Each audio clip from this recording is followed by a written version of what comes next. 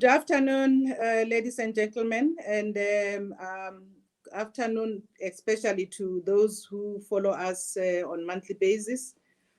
This is our second first Friday of every month webinar where we discuss women's issues. Today we are going to discuss women's football because of it's close to our hearts, but also because of it's the right thing to do. We have made a slight change in our program because of MJ couldn't be with us because of work commitments, but also we had to change our strategy to focus, instead of focusing on the history, to focus on the future. So today our discussion will be focusing on that. But also again, our moderator today on this session is a person who is best to do this facilitation because of her experience, because she experienced being part of women football herself as a player, and also actually she is still active today. And our moderator is Amanda Dlamini. We know her very well, but I think also in facilitation, she would introduce herself well and thereafter introduce our speakers. Over to you, Amanda. Thank you so much, Mam Dambi. Thank you, Azor, for inviting me to be here. It's my first webinar where I'm facilitating, but it's an absolute honor, especially when we discuss ways to move forward where women's sport is concerned, not only just soccer. But I think for those who might not know me, I'm Amanda Dlamini, former captain of Banyana, currently a super sports analyst. And yeah, I'm associated with a lot of brands that share the same vision of sports development, grassroots development, but also the empowerment of women in sport. So today we're joined by two phenomenal women who I think have been absolutely amazing, especially one who has paved the way for women's football at national level with the senior women's national team, but also I think just domestic football where women's football is concerned, and also someone who's making moves and waves in the administration field, who has really taken up the role of making sure that we navigate spaces that haven't been explored and make sure that we inspire the younger generation. So I don't know, Mam Dambi, if we're going to introduce our ladies now, or are they going to show up on our screens and then I'll introduce them? It's all yours. It's your stage. It's yours. So you can introduce them. Okay, cool. It was such a tough challenge to try and get a few sentences, or even just paragraphs, to introduce the lady who I'm about to introduce, who is no foreigner, especially in women's football, has passed 21 years in the women's football space. She has really made sure that she takes the bull by the horn and die once when women's football is concerned. I'd like to introduce Fran Hilton-Smith, who is a football legend. And this may be known, you don't have to play the game to be a legend, but your involvement in sport is quite important. She's the member of the CAF Technical and Development Committee, a former SAFA Assistant Technical Director, and Head of Women's Football, FIFA and CAF instructor. She's a former national team coach. She was also a manager, and she started out as a goalkeeper when she was playing in her days. But I think one thing that stands out for me, she has been directly involved with the establishment of the High Performance Center in 2014. She's been an absolute phenomenal role model in the sports. I would like to welcome Fran Hilton-Smith, who we know that she's currently still so busy at COSAFA, which is being staged in PE at the moment. And then I'd like to introduce our second phenomenal woman, Usisiya Bulela. Usisiya, actually we met, I think a couple of years ago, 2 years ago, when we were trying to resuscitate one of the teams in the Women's Football League, where we tried to assist where football boots were concerned, even just playing personnel. So Usisiya, so good to have you here. Usisiya is passionate about football administration, football development at grassroots level as well. She's currently the acting CEO of the National Football Supporters Association, project manager in the publishing of the Football Scouting Bible. That is the book that she's been recently involved in, and she's the founder of and chairman of Shumba Football Development. She has vast experience in the corporate sector as well, and has worked in the amateur football rankings. An advocate for community development and women's sports, she's also brand ambassador for the Australia-based organization that distributes pre-loved football gear all over Africa. Sisi, I can never mention everything in your bio because you ladies are quite phenomenal. And it's been an absolute pleasure to have you here as well. I see Fran, I think she's struggling to connect. I would suggest that possibly we start discussion between you and Sia and Fran as you join us. You will move over to Fran. No problem. Thank you, Mom Dambi. Sisi, I'd like to just, one, ask, how did you get involved in women's football or just in the footballing space? Because we know sometimes football administrators start when kids were still young, or mama would accompany them to the soccer fields, that help out the coach to try and write down the team list, that help out the coach where water is concerned as a medical aid as well. Maybe your story is different. How did you get involved in sports? Good afternoon, Amanda, and good afternoon to everyone that is watching us from all over the world. I'll say all over the world because I've just seen someone from Uganda tuning in. Yeah. How did my football journey start? I would like to say I found myself there by default. Because I've grown up in an environment where I've grown up around advocacy. All the women that are involved in my life have been very strong in advocacy issues around other areas. And coming from the Eastern Cape, I've always seen young people falling through the ranks, yet they are good in sport, but there are no opportunities that are being presented to them, especially football, because my community has always been rugby and cricket loving. And as a result, everyone who was involved in football somehow got lost in the system and fell into societal ills and everything. And for me, it was always a way to say, where do I find my base to be able to empower the next person? And my journey actually started with boys, and over time, I've now started with women, and I'm having so much passion when it comes to issues that affect young women, especially in the football space, and basically saying, what is it that I can do differently in order to help the girl child to advocate and also speak out and gain their self-confidence and esteem and deal with issues through playing sports. Great. I think like anyone else that would be involved in the game would say that they started off with boys as well. Like myself, I started off playing football with just a group of boys back at home at Hadingi, where we didn't have resources much. And as well, the young girls were not really keen on participating in football. I think we sit here representing a whole lot of people, administrators, former players. I think that just the whole structure, administrators as well. But I think it's quite interesting what you say, that you also started out with boys. I think I also read Fran's bio. She mentioned that when she walked into the space of women's football at SAFA, it was a territory that had never been explored before, and they were quite, resistant to the fact that they're opening up to women's football. How was it for you? Has it been any different, or your case might have been maybe different in a way that they sort of welcomed you in? It's been very difficult. I think mainly because football is still very patriarchal. We can't run away from that. Even though there are, yes, women who have made strides, like Fran, when she got involved in football. And one of the issues as well is that women are not associated with leadership when it comes to football.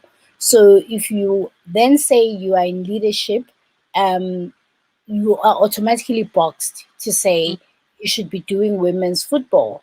And when you are in men's football, it's like, what are you doing here? Or there is a chairman that you are waiting for or you are representing in this particular meeting, and literally you've got zero deciding voice in terms of what is happening in this meeting, and women are just often seen as secretaries who are just there to take notes for the chairman, and they must report back, and the guy who's sitting somewhere must still be the one that takes the decisions. So when I often sit in the club meetings, and I would be the only woman in the room representing a club, and I put up my hand to say something, and they'll be like, no, but someone needs to take that decision. And I'm like, no, no, no, no.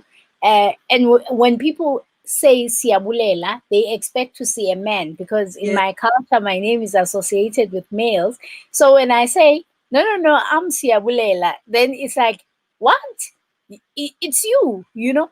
So, but I think platforms like SAWAFs now, and also a lot of women are making strides, and not just making strides in talking, but they are making strides in educating themselves, so that when they put up their hand to speak in discussions around football, they speak from an informed position, you know.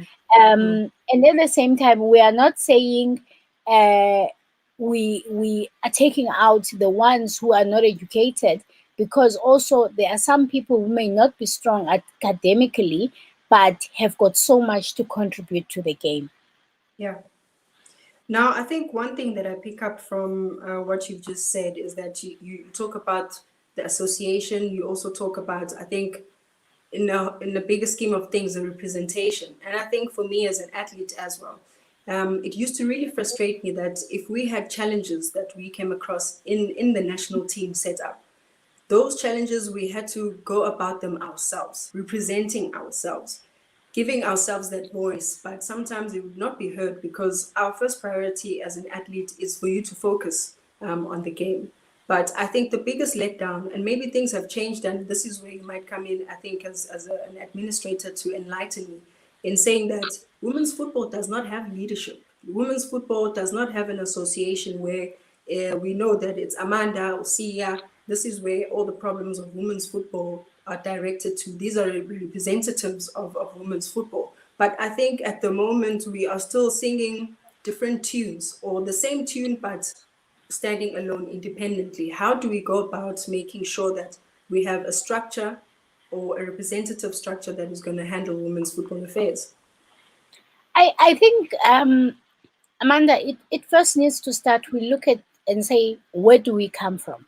You know, in terms of women's football. I made an example the other day to say, I was reading an article building up to New Zealand and Australia hosting the FIFA Women's World Cup for 2023. And New Zealand has been at it for about 50 years in terms of women's football. And they were talking about how they first fundraised, you know, for women's football. They used to go into bars selling kisses for 20 cents just to make money for the women's football team to be able to buy boots and everything. And you look at then at South Africa to say, when did South Africa get involved in women's football?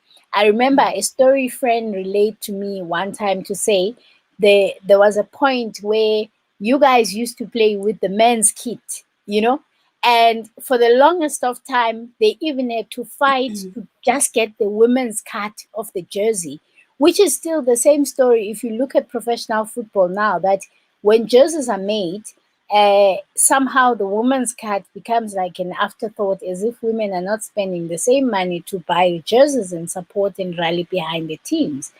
And then you look at where we are now. Banyana qualified for the 2019 FIFA Women's World Cup, which I think we could have made an even big hoo-ha about it, you know, because it's not just a hoo-ha, it's a milestone. There will never be another first Women's World Cup that we qualify for as South Africa. And honestly, I think we didn't maximize out of it and everything.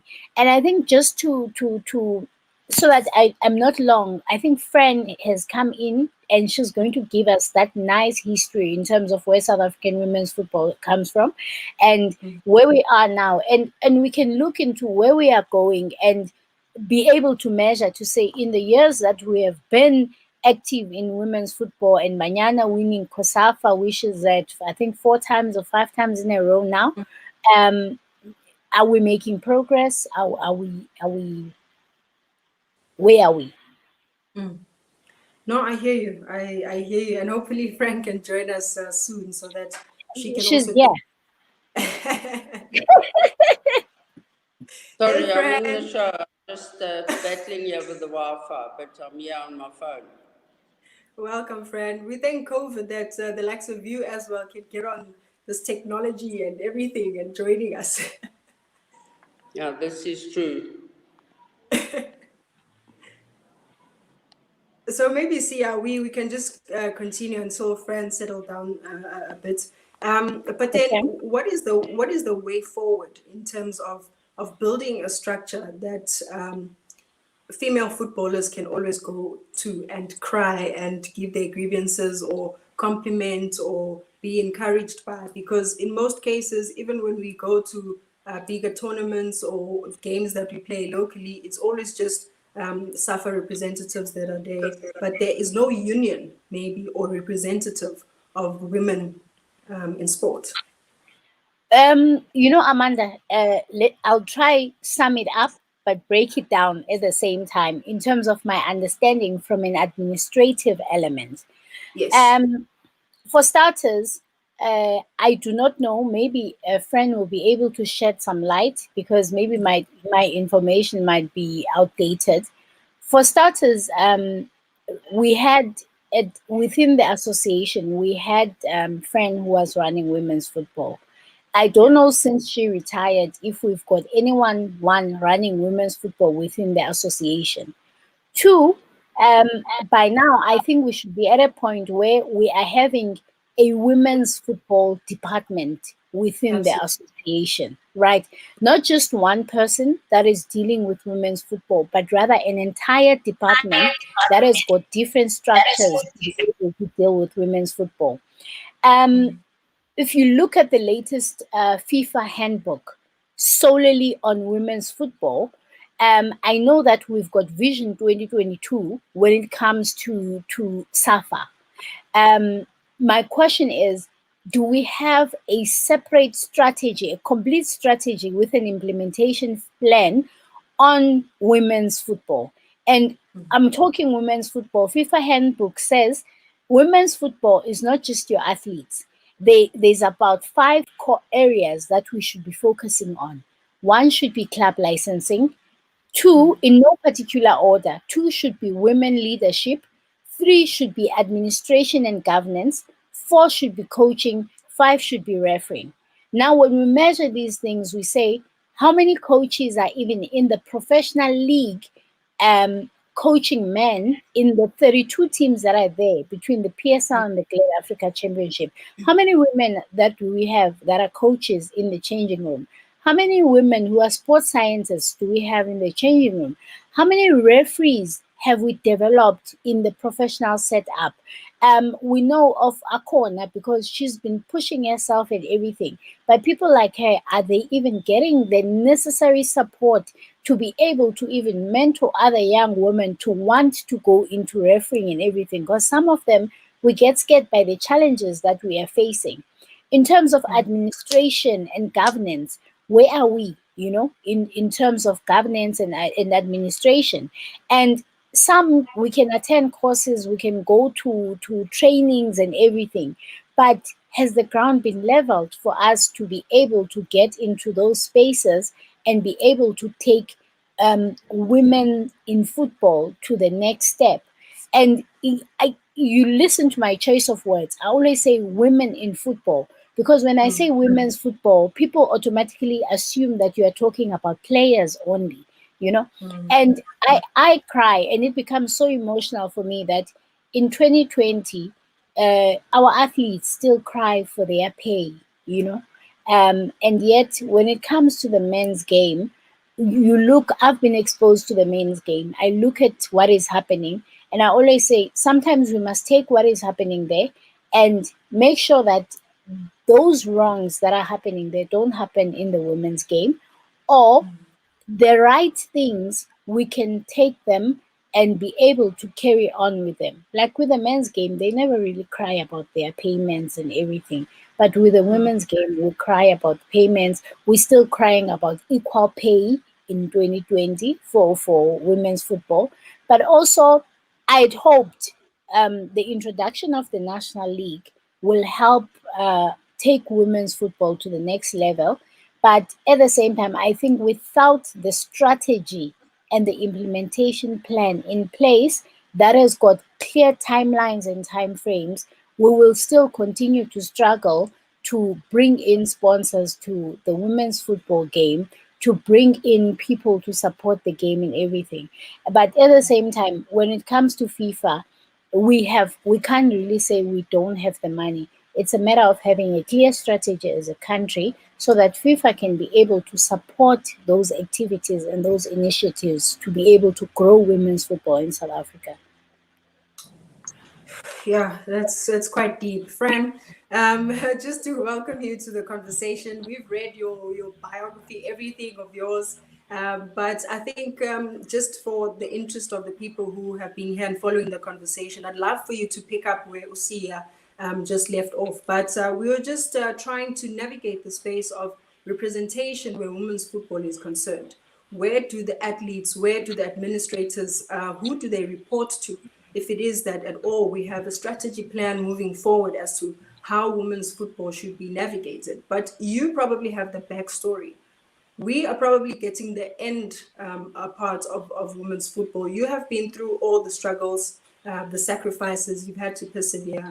What is the backstory of women's football, and have we made strides moving forward?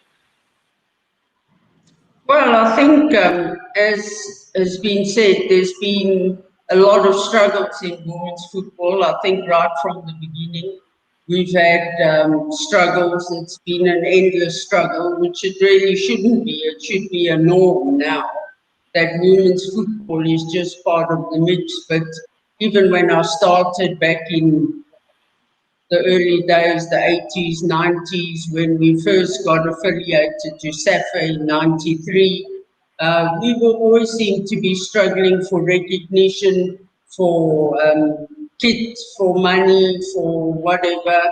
And I think somehow FIFA have helped a lot to improve the situation by creating programs for the development of coaches, the development of administrators, and therefore we've made progress, but it still seems to be a struggle, and we need to try and change that going forward, to have that being big in women's football, being accepted, accommodated is just a natural course for women's football.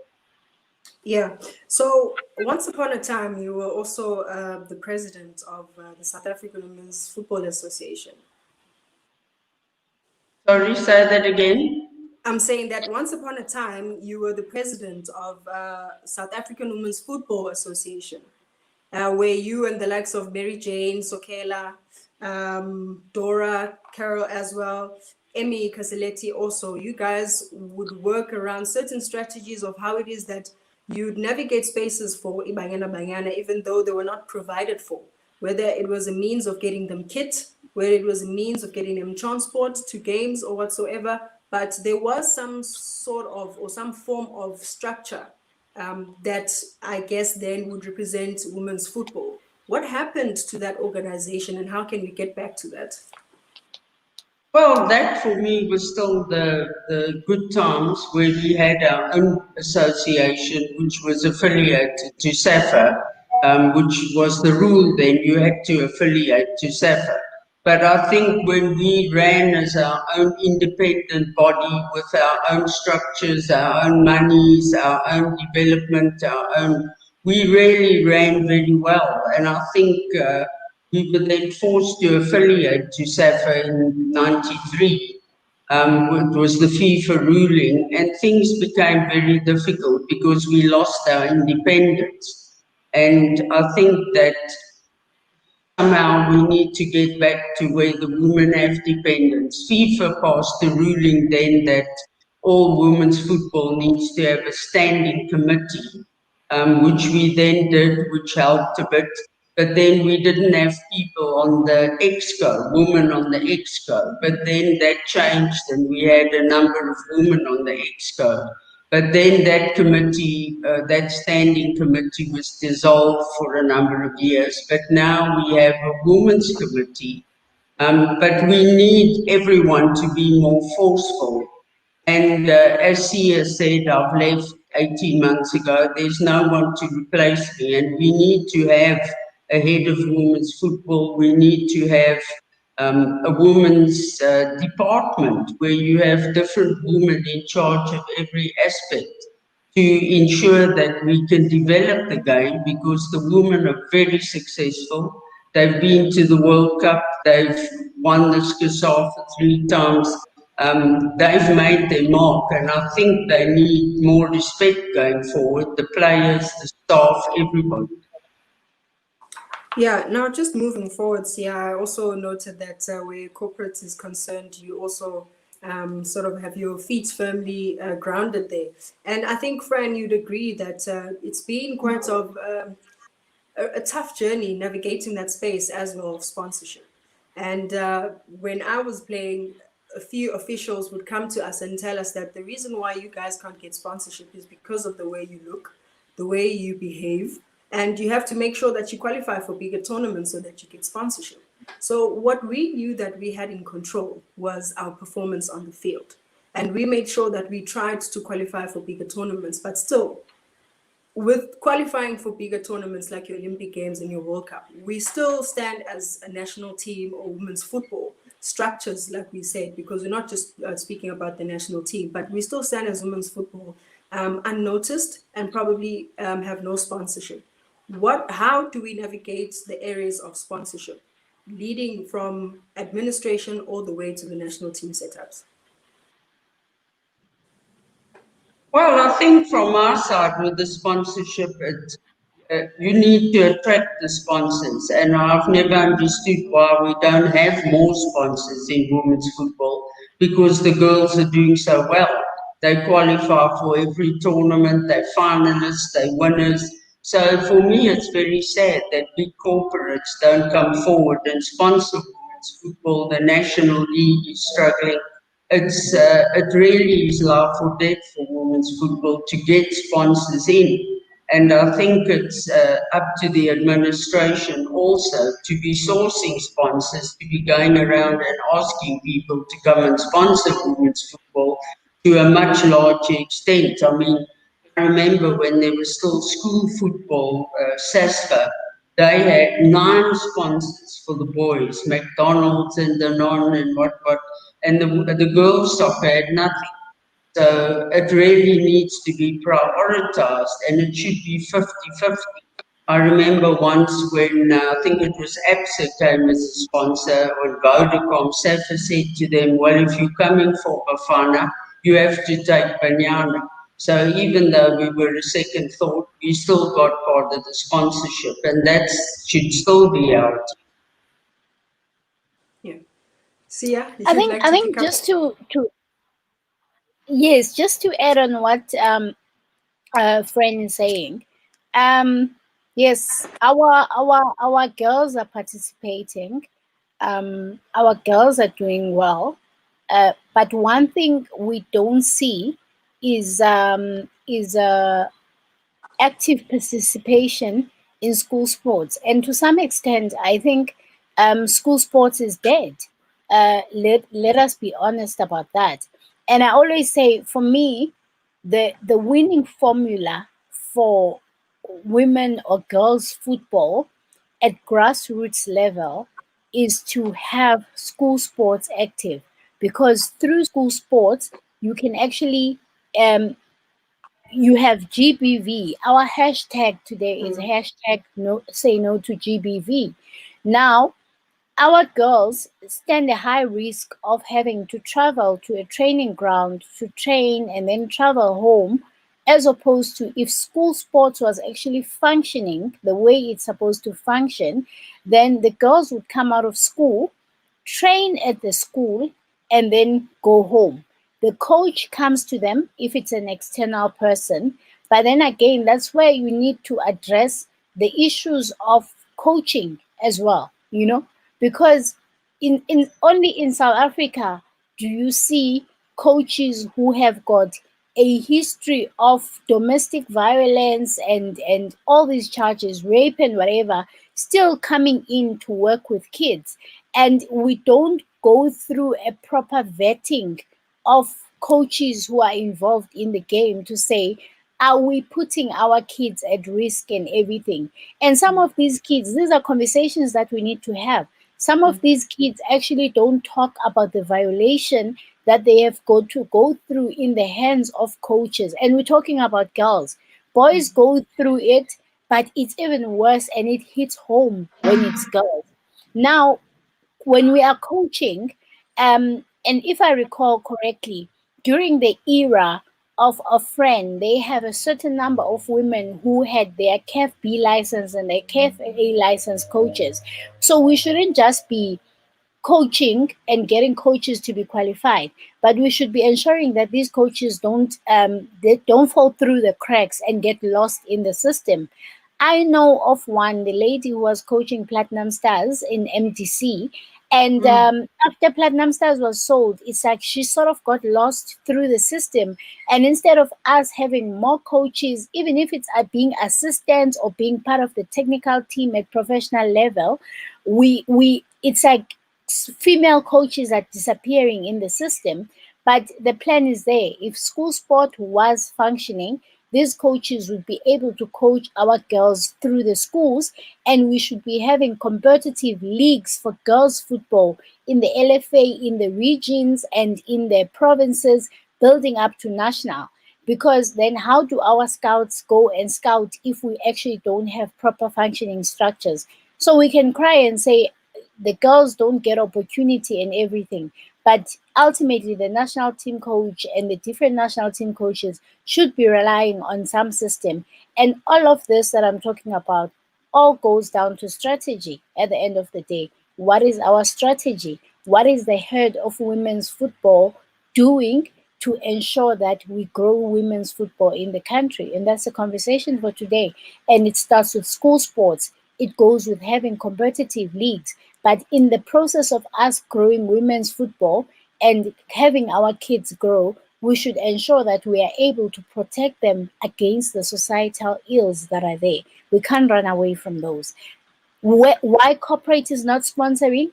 Again, I would say it's strategy, because corporate wants to see a return on investment. Now, the advantage that boys have or males have is the fact that most of them are in professional teams. So they are seen by cameras on a week in, week out basis.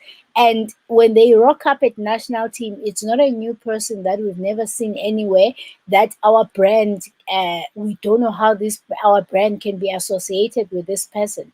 So I think marketing goes into that strategy, and we need to market our girls. We need to also upskill them in terms, you spoke about image, in terms of image and everything. We have got no, and also we need to some extent, sensitize corporate in terms of the LGBTIQ community, because for some reason or the other, it seems to be a problem when girls have got a certain sexual preference, to such an extent that some are even subjected to corrective rape. But it's okay when men are deciding to choose a certain sexual preference and sponsors can back them and everything. But when it's a woman, it's a different story.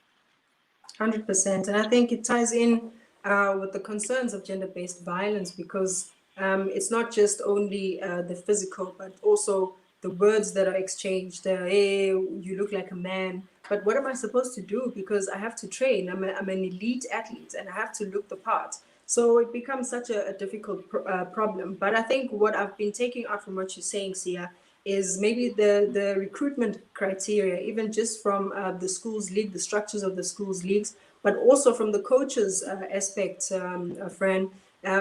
I've seen that you've been tipping Usin Piwe as one of the coaches who probably would be a successor to Coach Desri along the line. But I feel like you have touched on things that allow former athletes to navigate spaces where they can finally become coaches.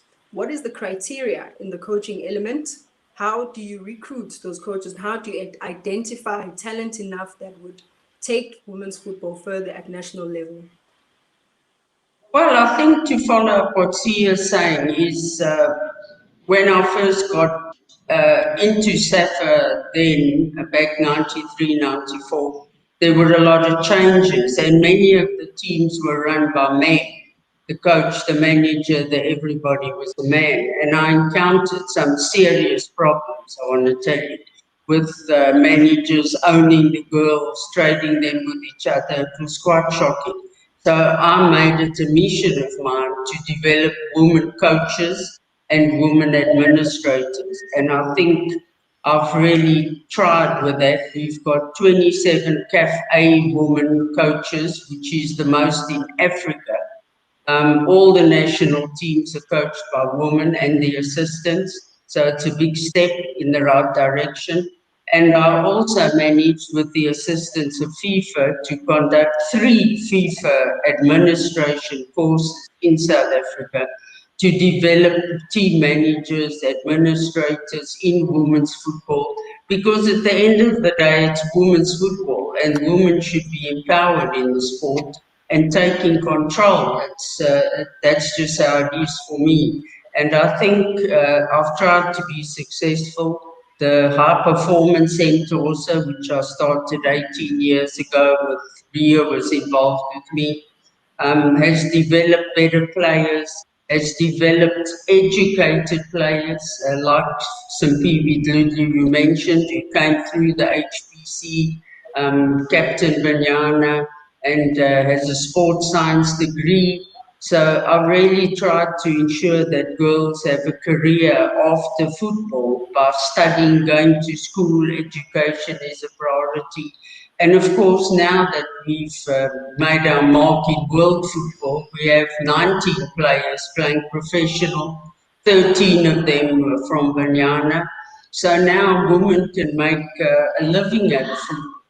And I know when I first started working for FIFA in 2001, I went to every single World Cup. I'd always go and say, we've got the best players in the world. And everyone would laugh at me and say, yeah, Fran is just pushing South Africa. But now, 20 years later, my dream has come true because we are one of the top countries now in the world for sourcing players to play overseas. So I think in small ways, we've achieved a lot. Now that I've left there, I'm not sure what the future holds. Hopefully someone will replace me one of these days.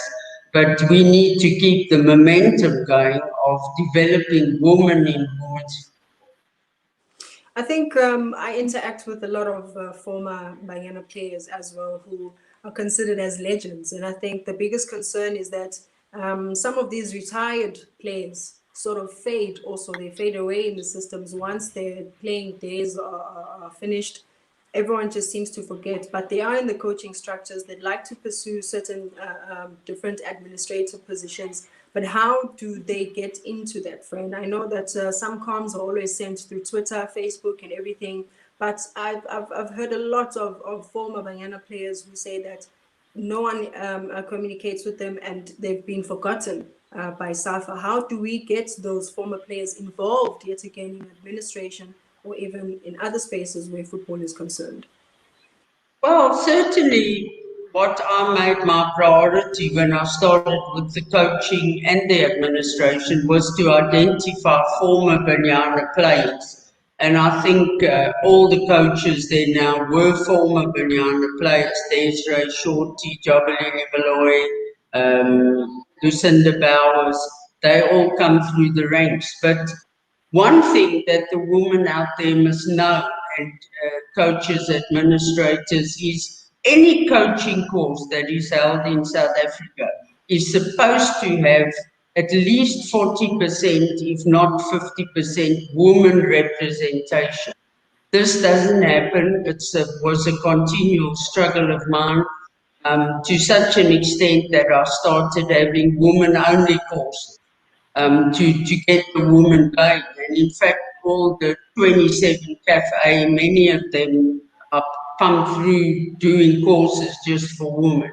But now that there are more D-license happening, the women have a right to be there. And I really always hope that the regional LFAs, whatever, would ensure this, and the instructors, that it becomes a norm that the course cannot take place if there aren't women there. And that's something I always fought for.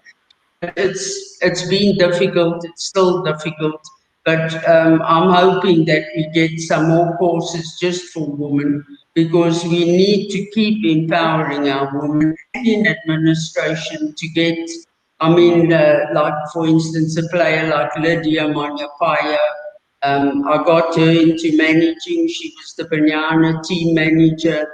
We try and bring these people in, but it's got to happen at every level. And it's very difficult to get women empowered in still what is perceived to be a man's sport, a man's game, especially in the lower tiers. Sia, I would think- you? Okay, yes, Please you go. can go ahead.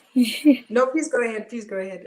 I was just going to add to what Fran was saying in terms of former players. You know, I did mention earlier on to say a lot gets said, and we are proud of how much our young women are going to school, and also I like what was done with HPC, you know, for the young women to go through the HPC program and everything.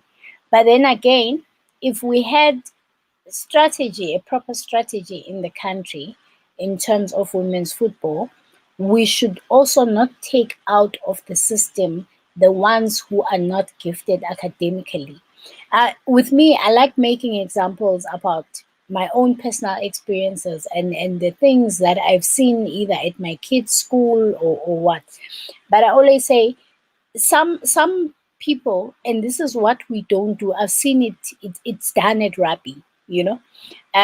One of the things we don't do is to take these youngsters through educational psychologists or through assessments to see what are their key strengths, what are their weaknesses and everything. And to some extent, we spend so much time trying to correct the weaknesses as opposed to building up on this child's strengths to be able to get to the next level. As a result, they never reach their peak or their full potential, or they peak late or fall off the system because we had been spending so much time focusing on this child's weaknesses as opposed to actually seeing, okay, fine, Amanda's strength is A, B, C, and D. And we build up on those strengths and we create like a portfolio of evidence to say, this is this child's strength, and this is when we expect them to peak and be able to reach this potential. And remember, not all players that we bring into the system will become professionals.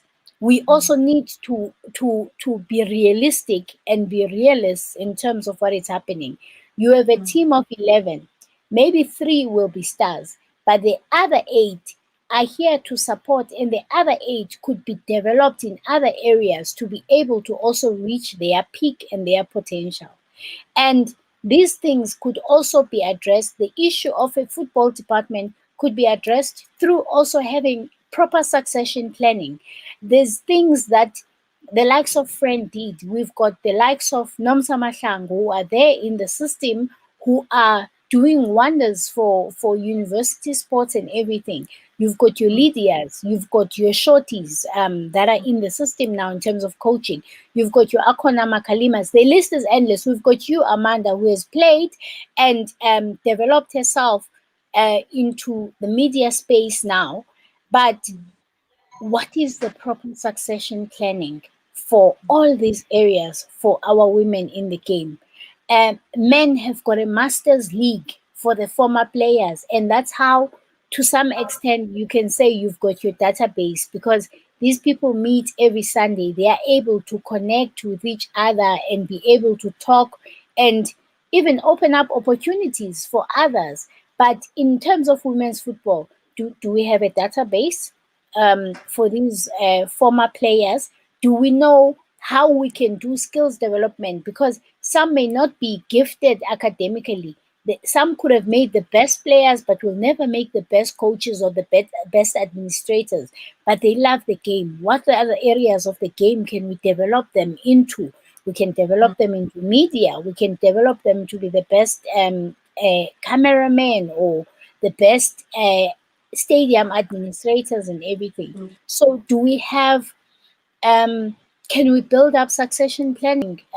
Incorporate, they have that. We know that if the CEO, God knows, goes into a coma tomorrow, there is someone shadowing that person so that there's continuity, you know. Fran retired in when? 2018, Granny? 2019? And has there been proper succession planning in terms of, after she retired, who takes over the reins? Who are the people that are in charge to be able to continue and take the baton where she has left off? And that's what I'm saying, that we need more of those forums where it's not a Sia thing, it's not an Amanda thing, it's not a friend thing, but it becomes a collective, and other people are able to continue and pursue other things when the other person is not able to do so. Or if I up and resign now, or go somewhere else to another country, is there someone who's going to able to carry the conversation and take after what I've been saying and drumming in terms of the state of women's football in the country? I was about to say that as long as we don't have a formulated structure that solely represents women's football, we're still going to sit amongst ourselves and pick each other's brains as to what do we do next, how do we do, where do we go. But as long as we have those structures, formulated structures, it will be so much better moving forward. But because I'm just being conscious of time. You spoke about the succession plan. You dropped names like the varsity sports, and who have been also at SAFA. How is our conveyor belt looking? Because I think for me, and as a former player, to a certain extent, I'd love it if SAFA probably had a bursary fund where they could probably reward some of the players to go to school if they are interested in going to school. But those kinds of support structures, because in actual fact, there came a point where in Banyana, we actually never thought that we'd get paid any much more than what we would receive. But then we started fighting for the smaller things then in between, that can we have proper kits? Can we be supported where tertiary is concerned? Can we get sports bursaries? Can we get transport? Can we do this? Because we knew that the battle of fighting for equal payment is still a very, very long battle to fight. So how is it that we can support soccer players, even just at national league level, who aspire to probably go to tertiaries, but do not have the means, or don't have to go through the national team structure to finally get to varsity level? How can we support them? Are you going to take that, Fran, or should I take it? I think she's on mute. Yeah. They are more. Just to follow up on what Amanda's saying is, I think that also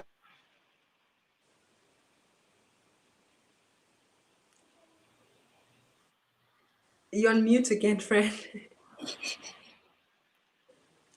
We can't hear you.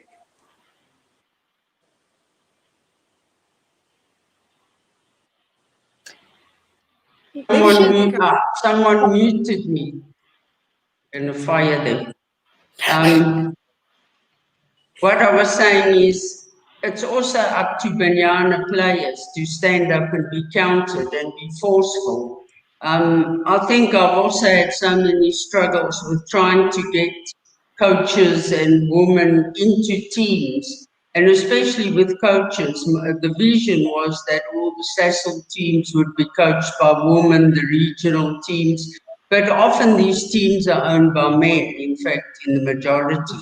And they want to choose who they want to coach their team. And even though SAFA have stood up and sent out letters saying we want to empower women coaches, it's been very, very difficult. It's a long struggle to get women to be put into these positions. But I think that over the last year or two, which has become important for women in football in Africa, is that CAF and CASAFA have stood up and started doing more coaching courses, more administration courses, even at the CASAFA this year, they're having an administration course for the women from the region. They had a D-license coaching course. So CAF, CASAFA are really trying to help develop women, FIFA as well. But it's really up to the federation as well to do more to ensure that there's more women at every level in women's football. Yeah. See, maybe you can take this question that I want to, it ties in quite nicely with what Fran is saying, but do you feel that probably the professional league, the women's professional league, is probably the right solution or the immediate solution to bridging the gap and maybe the challenges of women's football in the country? Yes. We you know, when the National League came about, and you must remember, South Africa having a league for women has been a conversation probably since 2010. It's not yesterday's talk and then it happens and everything. I think the National League launching in 2019, I stand corrected, friend, it's probably eight years overdue than the time South Africa was expected to have a league for women. And also, as someone on the ground who is there and listen to the talks and everything, the idea of the National League coming about was that it was going to be a professional league. And one of the things that was being said when the roadshows were being done was that there would be a minimum pay, for instance, for the ladies that will be playing in the league and everything. I know for a fact, because it's one of the questions I asked, to say, is PSL around the table? Is the Players Union around the table? And I even asked this question with the Players Union to say, how come you haven't established a women's desk within the Players Union that is able to deal? It shouldn't be a matter of the Players Union is assisting women because it's a by the way. You know, there should be a dedicated women's desk within the structure, or women form their own Players Union to be able to deal with issues that are affecting women in football. And we had hoped that it's going to be a professional league, because then it would address a lot of things. But it also, again, boils down to the administrators to say, we need to have policies in place, and not just policies for people to tick boxes, but policies that are actually enforceable. You know, there should be repercussions. I know with the Department of Labor, for instance, when they first said companies need to start having so many Black people in senior management, so many females in senior management and everything, and obviously within the right qualifications. Hey, we are not begging for this. We are not saying put females there to tick the boxes. No, put a spec to say the job or the criteria for this position is A, B, C, and D. But let women have an equal opportunity as the male counterparts to be part and parcel of that job. Now, if you don't have policies in place that address that, we will always be having, in 2025, I will sit here with you, Amanda, and we'll have this conversation again, because we need those policies. They need to be enforceable. And also we need to have functioning grassroots programs, because as it stands now, the National League is as if it's competing with the SASO League. it would have been nice if the National League was professional, because also it gives players that something to look forward to say, I'm going to be scouted by a professional team and everything, but also incentivize the teams that are developing so that they are able to develop further and they are able to grow football and women's football in general. And I know that in the males, we still have an issue where clubs struggle to to to to claim for training and compensation when a player signs their first professional contract before they turn 23 or at the anniversary of their 21st birthday. Now, and it's a question I asked in someone from FIFA to say, do you have something in place for women's football where teams that develop these youngsters are able to get compensated? And actually, from a national team level, you look now at COSAFA. I know they are youngsters who have made their debuts for the first time and everything.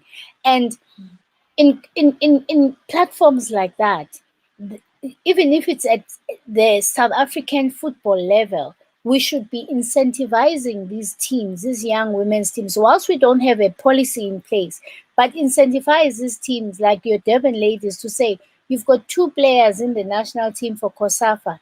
Here's 10 soccer balls for you to be able to get more girls to come and kick the ball. You know, we can start small. It doesn't have to be monetary. But if you are giving me 10 soccer balls, it means I've saved 10,000 rand to go and buy soccer balls for these girls. So let's start somewhere. Let's start with a way in which you can incentivize the team so that they can also be motivated to bring in more young girls into the system and to actually push them to be able to do well. Yeah, I think we're receiving some communication and comments from everyone that is joining us. I know to Lukahi, so was saying, probably suggesting that certain tournaments should be held in participation. I remember when I was growing up, I used to look forward to the interprovincial tournaments where we'd get to travel and go play against other provinces. And I think that was the hunting ground for the national teams at the time. I don't know if those tournaments still exist, but also he mentioned something about a Chappies League. And those are some of the tournaments that in South Africa, women's football doesn't have. And I think it's something to really consider, to say that if we're really trying to tie in grassroots development programs or grassroots football, there has to be tournaments where those kids from the school leagues can participate in the tournament. From participating in the tournament, there are interprovincial games. From interprovincial games, then there's the league to the national team. That's how I think the structure should be. But also, Vivian came through with a comment saying, I think she was suggesting that we should have more of these forums or conversations where people are held accountable for some of these conversations to report back on the state of women's football. And I think that's something else to consider. But Fran, I love what Susia is saying in terms of the structures that should be in place where women's football is concerned. I'm looking at the standard of women's football in the country. Would you say that we have improved in terms of the standard? But also, maybe the first question would be, is it a viable solution to try and have the PSL teams adopt women's football teams? Well, obviously, the ultimate would be for every PSL team to have a women's team. That's what's happening in Europe. I think England is a perfect example. You have Man City, Man United, Women, Everton, Chelsea, whatever. That's the way to go. I think there's still a lot of cultural resistance to that. And also, I think that women's football is still seen as an expense that doesn't bring in money. It's an expense, so it makes it very difficult. But it obviously is the way that we would like to go. That's the route that we would like to follow. It's been very difficult. It's only Sundowns, Bloem, Celtic that have bridged that gap. But we're hoping that in future it will change. But another thing I'd like to mention is in empowering women, it's something that's not implemented in South Africa, is that there are policies in place with the Women's Commission, SASCOC, whatever, that any federation, whether it's netball, cricket, tennis, whatever, it's supposed to be 50-50. there are policies in place dictating that women need equal representation, but it's not being implemented by any of the bodies to enforce that women take their rightful place. So it makes things difficult down on the ground. But I think that, as you said, in the previous, when we still had SAWASF, we used to have every year an interprovincial tournament. And this was a major hunting ground for talent, for national teams. And I tried to bring that back. We had 1 or 2 under 19 tournaments and under 17. It's faded away a bit now. I'm hoping that these come back. We also had 2 years back, which was very helpful. We had national scouting. I managed to get money from the Department of Sport and Recreation, from FIFA, and we sent all our national coaches around the country looking for talent, and we used then our provincial technical officers, which have now, they're not there anymore, but we used to use them to assemble talent at under 17, under 20, and then the national coaches would go and pick players for their teams. So we need to reinforce. I hear you, Fran. See, I asked about how viable would it be for PSL teams to adopt some of the women's teams, and you were shaking your head. No.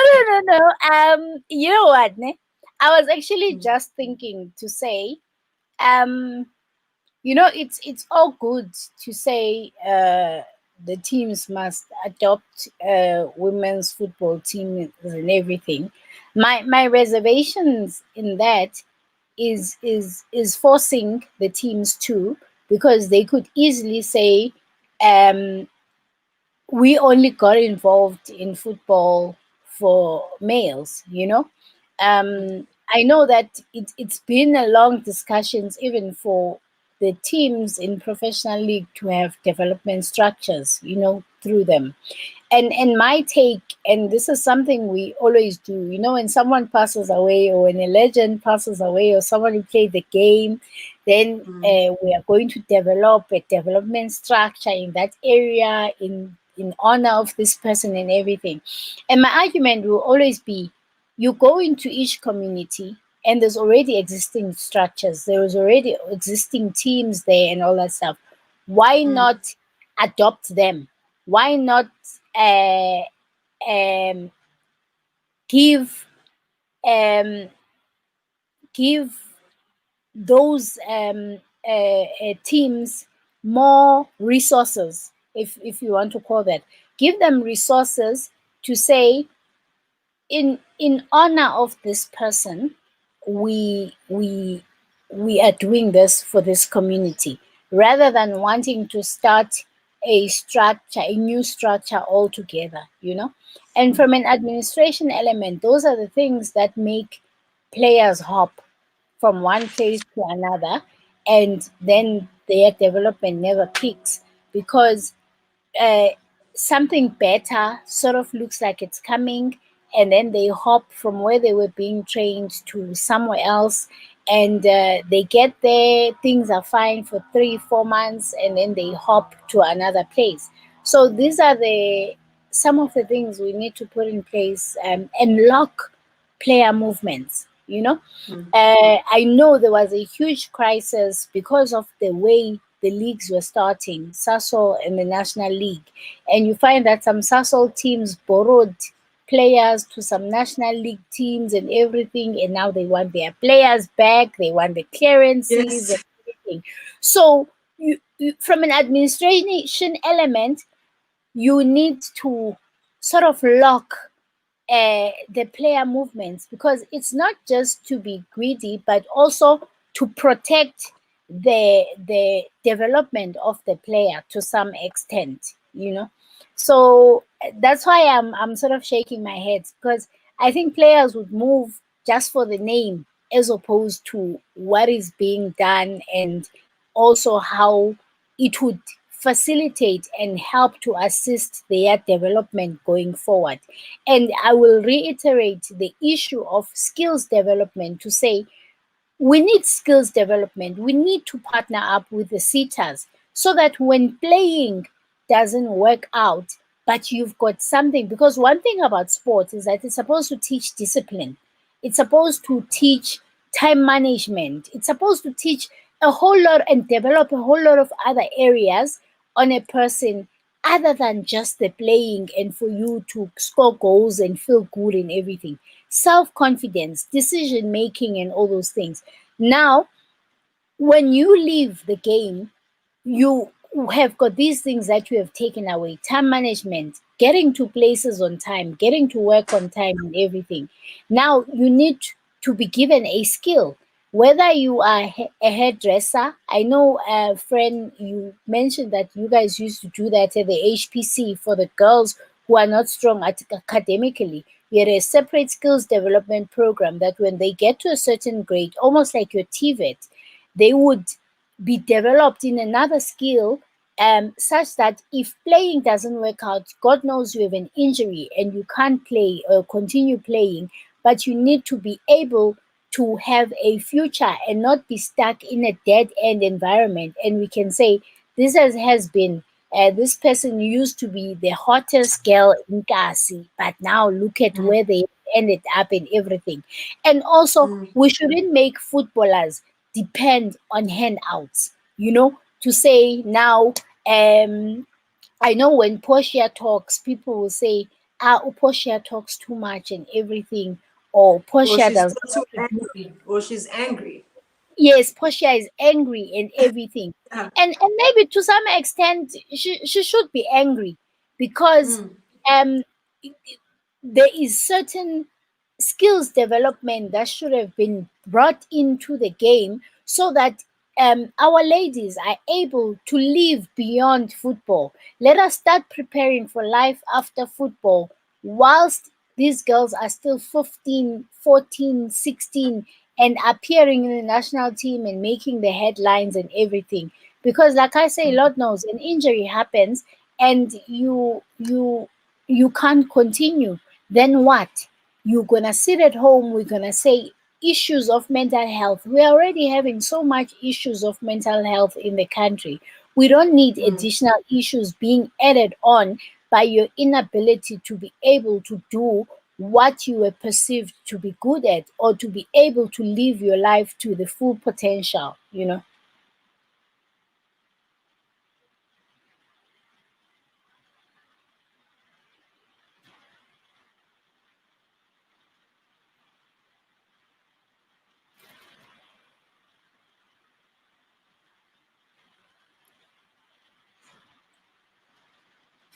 I think you are all on mute.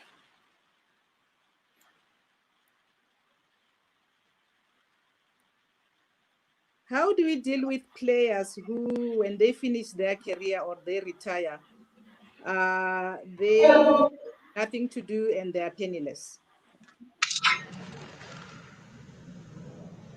Life skills. We need. I think players wouldn't be penniless if we were being given proper life skills. I often hear, and I've said it myself, to say sometimes footballers will say you cannot tell them anything. But I think if these life skills were to be done whilst we are still at school, they sort of prepare us better for when we get out of high school and we take those life decisions, because then we know that we have to save, we have got a little bit of financial management behind our belts and everything. And the thing is, a lot of girls that play go to township schools. It's only a few that will go to the HPC, and therefore they will have that overall development, if you want to call it that. But most of them are coming from townships, they are coming from communities, they are coming from rural areas. And we should be going around also putting you know, to have a complete child, you need to not just look at one area, but look at the complete overall and everything. Certain things are even coming up in 2020 when it comes to our young girls.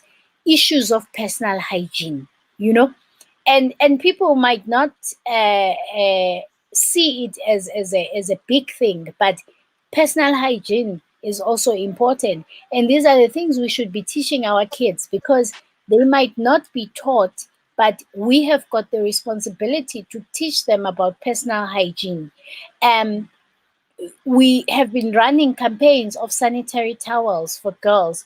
We need to have those conversations even with the boys, to say, when a girl goes through that time of the month, it is not a shame.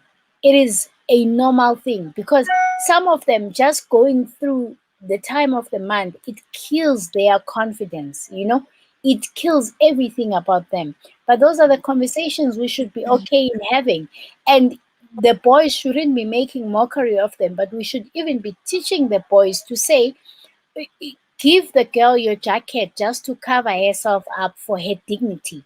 We need to bring back the dignity of our girls. But how do we bring back the dignity? We bring it back through life skills, so that when we are raising confident women, they are able to stand up for themselves and not be ashamed of who they are or what is happening. The body changes, the pimples, the breaking out of the skin, and everything. So the conversation is long. So when I talk life skills, it's not just about money, but it's about life in general. The family background, embracing where you come from, so that you can be able to be a better person. Mom Tambi, thank you for joining us, because I was probably going to have to dash sometime soon. I'm also working a bit later. But Sia, I love what you're saying, and I think it's all our responsibility to do so and support such initiatives, especially where life skill is concerned. Because to be honest, I think it also ties in with how you handle your image. And I always talk about this, that it's important for us women in the footballing space, or just women in sport, Uguti, because we're already on the back foot. We should also try and make sure that we speed up the image that we put across to people, what women's football is about, because it really lies on the image and the branding of the players. So now you talk about life skills, but also in having those life skills,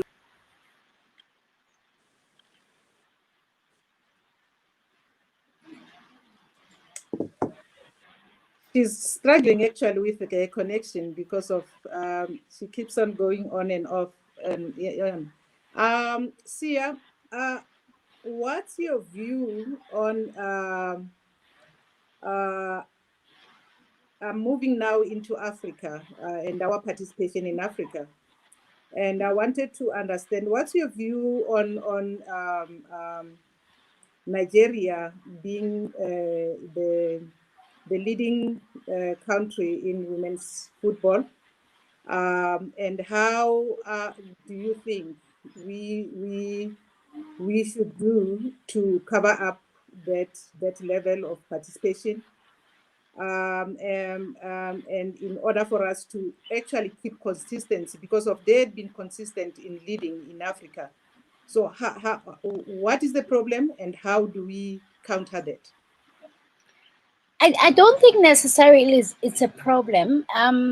Nigeria, look, they I stand corrected. They are the first African women's team to participate in a FIFA World Cup, and I think for years, since 1991, they have enjoyed the support from their government. You know, their government has been very, very supportive, and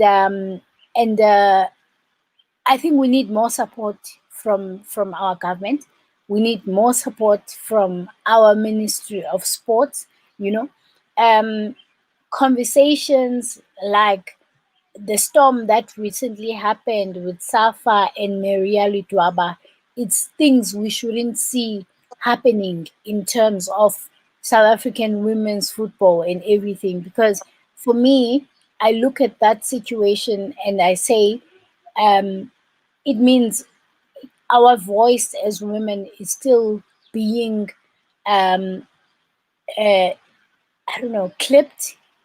I'm not sure if that is the right word to use it, but we need more support, and support is not just ticking the boxes, and also even in terms of banyana banyana, the coaches should, like COSAFA now. I'm happy with what's happening because we're seeing a lot of new faces, but we should be using more of our COSAFA as a way to build our next generation of banyana, and having more of our banyana. We have, it's amazing now that more are signing professional contracts, which might help to build the brand and maybe hopefully attract sponsors, into the girls national team and everything. But we need more of our banyana being able to, let us hear banyana has gone to a preparation camp in Europe, in whatever, and they shouldn't be struggling of teams to play to prepare, because we need another qualification for a World Cup, and we need to be regular in the World Cup, and not just be regular in AFCON and in COSAFA, but compete there at the bigger stage. On a lighter note, do you think that we might be moving towards a situation that is happening in the US, where you would find that the women's team performs much better than the men's team because of, actually at the moment, Banyana, they are producing the results? No, there's no doubt about it that the girls are, in terms of performance, the girls are performing much better. And I just wish, I always say I'm not a specialist in women's football, but I've been spending so much time in reading up in what is happening around the world in terms of women's football, because I didn't start out in women's football, but I'm having a particular interest to have the conversation around the state and what is happening with our girls. And also, we are not saying everything we do is right, but there is areas where we can learn. There's areas where we can grow, and right now the issue of pay, I think, becomes the top in my priority, because these girls don't have professional contracts, and probably when they get that call up, it is the only thing that will sustain them up to the next call up if they are not at school. So can we prioritize paying them better, even if it's not equal pay? And we must say big ups to Sasso, who has stayed on as a sponsor for girls and everything. But we would need more of corporate South Africa to come to the party and say, we're putting our hands up to support the girls and everything. And also, they mustn't just shy away. They need to say to us, what is it that they want to see? What is it that we are not doing? Maybe we are not getting the answers to the questions, and we are not getting the answers because the questions are not being asked. What is it that we need to do right for our girls to be able to attract more sponsors, and for our girls to be able to be better, and for us to some extent to even have a professional league? Because yes, SAFA runs all the amateur leagues and everything, but how do we get to a stage where we have a professional league in the country? And yes. To the viewers, I would ask you to send us questions. I think very soon we'll be opening up for questions. But one issue that I want to raise for our discussion now is the fact that we have now our players all over the world playing in other countries. And I think one of the challenges would be when they come back and play in the country. I mean, you were talking about the issue of payment, and they won't be paid as much as they are paid internationally. But also, I just want to focus on the issue that their participation internationally it's a good thing for our team. But also, again, is the fact that are we going to be able to accommodate them back into the system in order for them to still be able to perform like they were performing internationally? You see, that's my worry with us not having a professional league, because what happens when those players' contracts expire, you know? Because then you bring them in, and maybe the most that they can do is the National League. And like I say, it's all good. It's all, for me, I'm glad the National League started. We needed to start. But how do we maintain? How do we take it to the next level? How do we ensure that each and every single player that is there is able to be remunerated, and they are able to say, I play football as as as my source of living. I'm a professional footballer in everything. How do you move from having an international contract to being back in the country and slipping back into an amateur contract? Those are some of the things that can even cause uh, uh, mental issues, in all honesty, because you will get into this hole that you might not be able to come out of, because you can't play football the way you used to. There was a question, I think, from a lady. I didn't get her name because I was trying to write fast. On the gender ideology, whether we do have a gender ideology. A lot of work is done by South African Women in Sport on women's issues.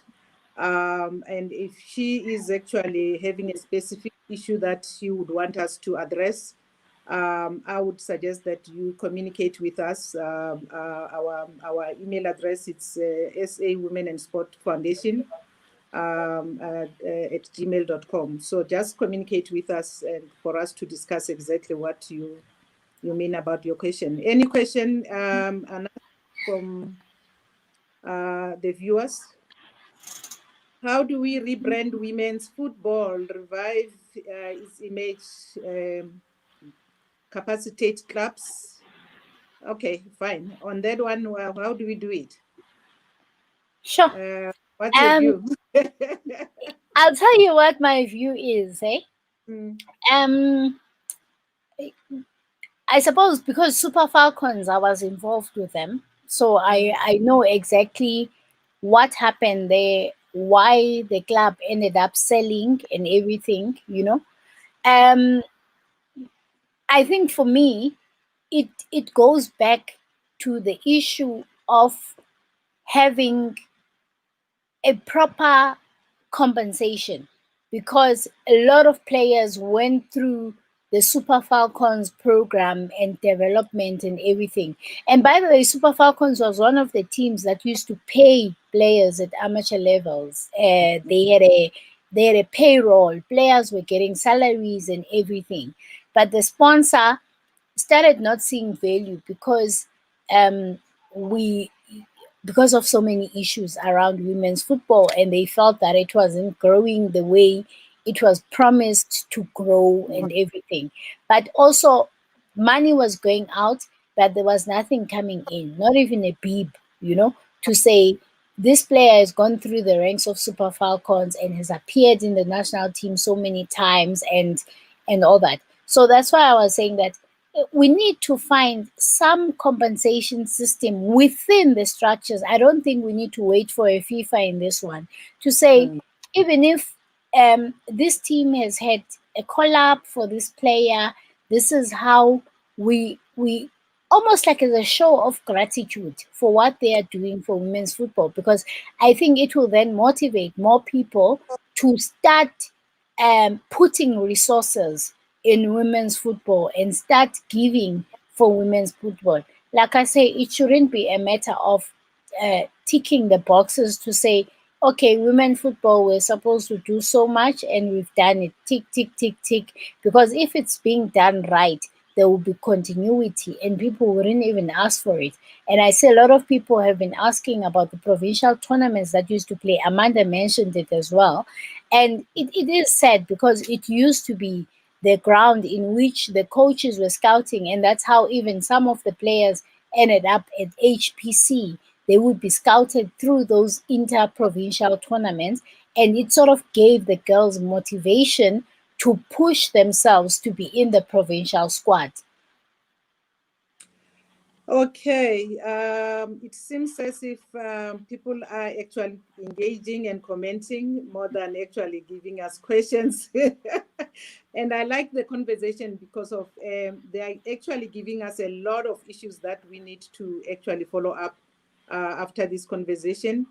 What needs to be done for former Bafana players? Your suggestion. I think the issue of creating a system where they are trained as coaches came up, and I think also there was an issue about creating other opportunities, either in media or in technical area of sports, because sports it's not only about playing and officiating. There are a whole lot of other areas.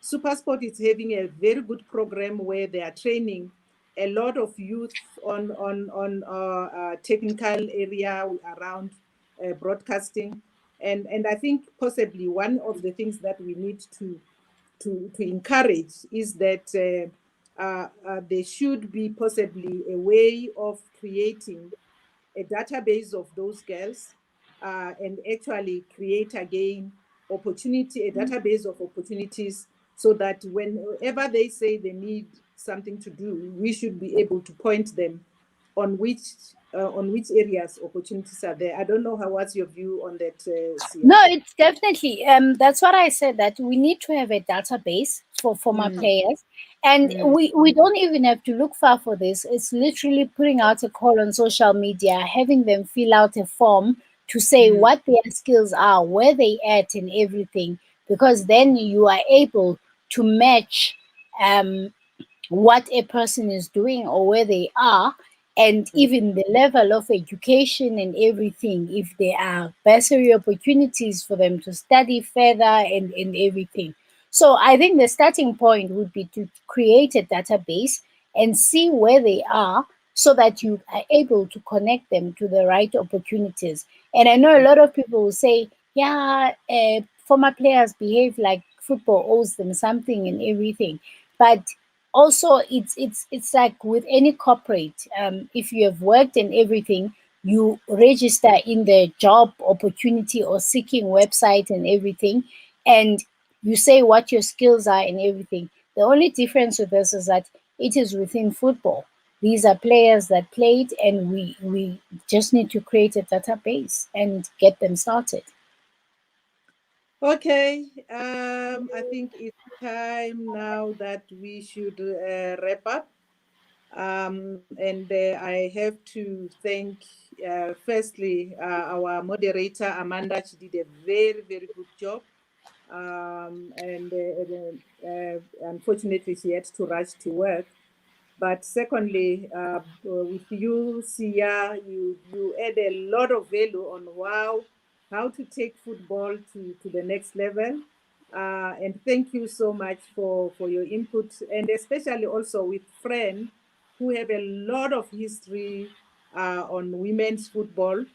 And I think Fran still have a way to play in this environment to lead us actually to the next level. And possibly it would be best for Fran to actually focus on those former players and see whether she can't start a program that would actually assist former players now that she retired. But a big thank you is to all of you, our followers of every month webinars. Every month, beginning of the month, we do have a webinar to discuss women and sports issues. And we will be looking at a different topic next month. And I hope you would connect with us. But thank you, and thank you so much.